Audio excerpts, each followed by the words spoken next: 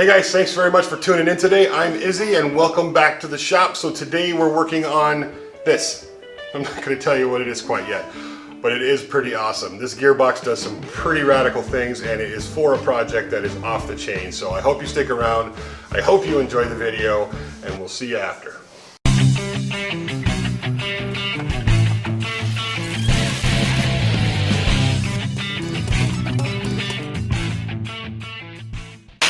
With every large project like this, it's always good to stop, take a moment, and find your center before you start.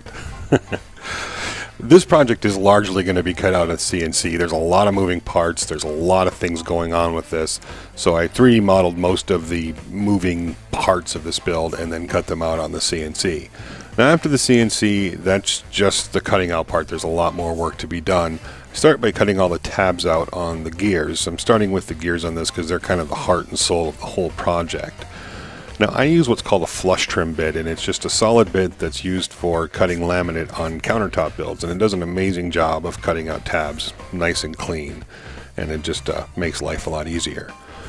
So aside from the gears that drive this machine, this giant plunger head here, this thing is going to have a 3/4 inch rod that attaches out of the top of it, and a whole bunch of other components are going to be attached to it.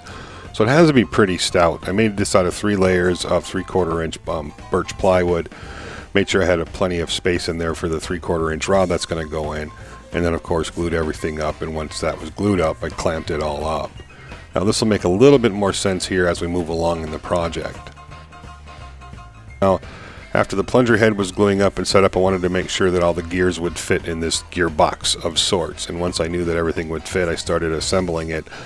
Now this box has to be, exactly accurate. I'm going to have two gears on either side of the plunger head, and each one of those gears is 2 layers of 3/4 inch plywood. Then there's the 3 layers of the plunger head, then there's another 2 layers of 3/4 inch plywood. And they have to fit in this gearbox so tightly that you couldn't squeeze a piece of paper in between them. That's going to really make sure that this whole thing is super rigid when all these different weird forces are going to be pulling against it. So what this is a driver mechanism for robotic legs. What I'm designing is a robot of sorts. I actually got the inspiration from the Nerf toy. It's called the Terraformer. It's a little bit of a crazy thing, but it's a lot of fun. And I saw this thing about 2 years ago and really wanted to build this at some point. Now I thought about doing an exact replica of Nerf, which would be cool, but in this case I think what we're going to do is make this thing like more steampunky kind of a feel, if you can do that with just wood. So after I got the box together and the plunger head all done, it's time to start working on the gears, and I glued those together. And after they had dried, I cleaned up any excess glue with the bandsaw, just raking the teeth against the bandsaw, pulling it backwards instead of like cutting them, and then started sanding. Now they need to be pretty clean. They need to be pretty well sanded because they need to mesh really well with each other. They're a pretty tight system, so there's not a lot of slop or play in them. So the whole process was lengthy, and we're talking about these are just the first sets of gears for this project.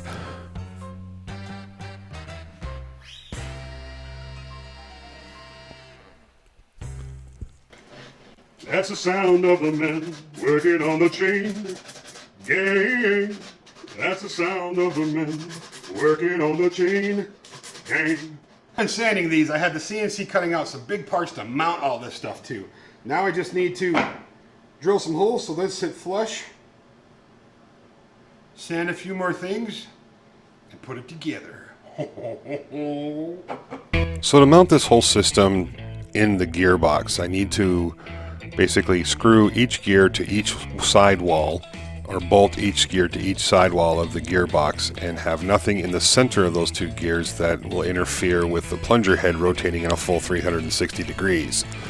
So I have to countersink all the heads for the bolts into the gears. So I did that over on the drill press and then started working on the driver gear. So this is the small gear that will kind of drive the whole system.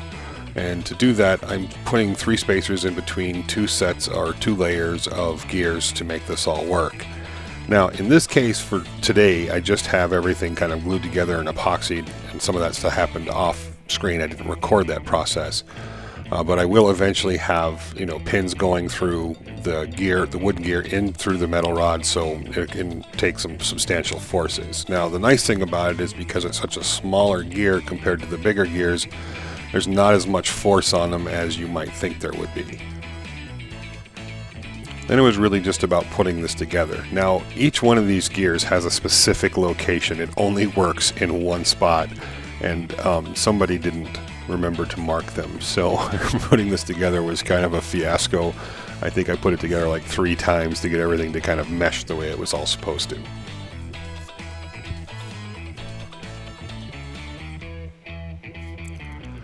Now, I use Johnson's Minwax Paste Wax for this. This is the lubricant that we're using for it. And I literally went through half that can just doing the inside of this. And I actually ordered 2 more cans because we'll end up needing a lot of it. There's a lot of parts on this that are going to rub together. Now, I know there's some concerns about friction. I actually had a few people ask me over on Instagram when I posted some of this stuff over there about the friction. There's just not enough speed in this whole thing to create enough friction to worry about anything getting too hot. Not using very much in the way of bearings on this. It's pretty much wood on steel and wood on wood. And that's really all it needs to be for this particular project. It's not something that's going to be ran a whole bunch. It's not like we'll be riding it all over the yard, and it'll be more for demonstration. So this is plenty good, and Paste Wax makes a wonderful lubrication for any wood surfaces, rubbing against wood surfaces. Just, you know, tip for future projects if you need that.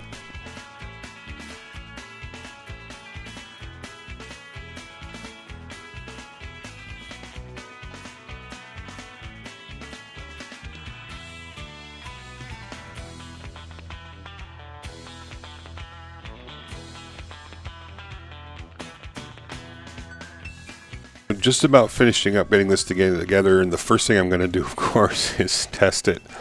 And I can't tell you how happy I was when I finally set this thing up for the first time, put a drill on it, and it worked.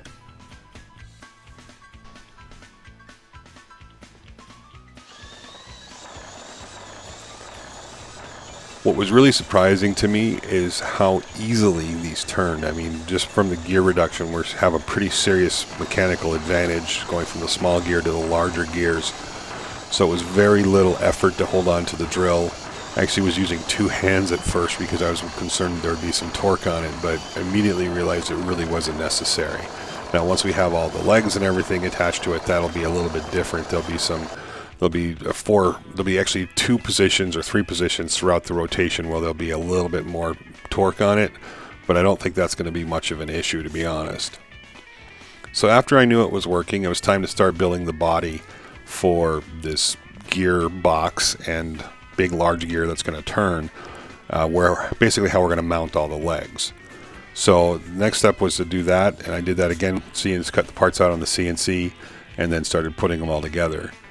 Now, there's this big 21-inch gap in between this top section here. This is actually upside down. This will be the top and the bottom section, and I'm using some really kind of sturdy yellow pine. I know it sounds silly to say pine is sturdy, but this is a yellow pine. It's more of a dense pine, if that makes sense.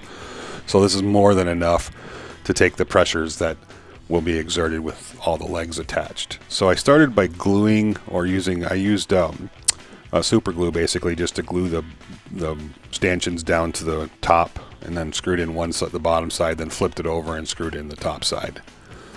Now the top has 2 layers because there are going to be some weird pressures on this, and so I wanted a second layer, and the second layer also affords me the opportunity to put a hold down system. So that's how I'll hold the top layer to the gearbox itself.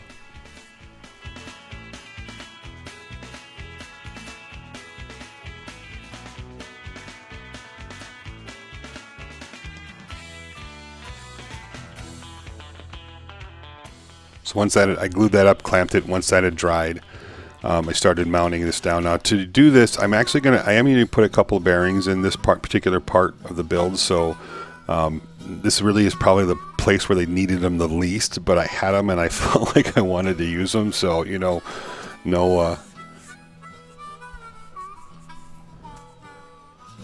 why not, right?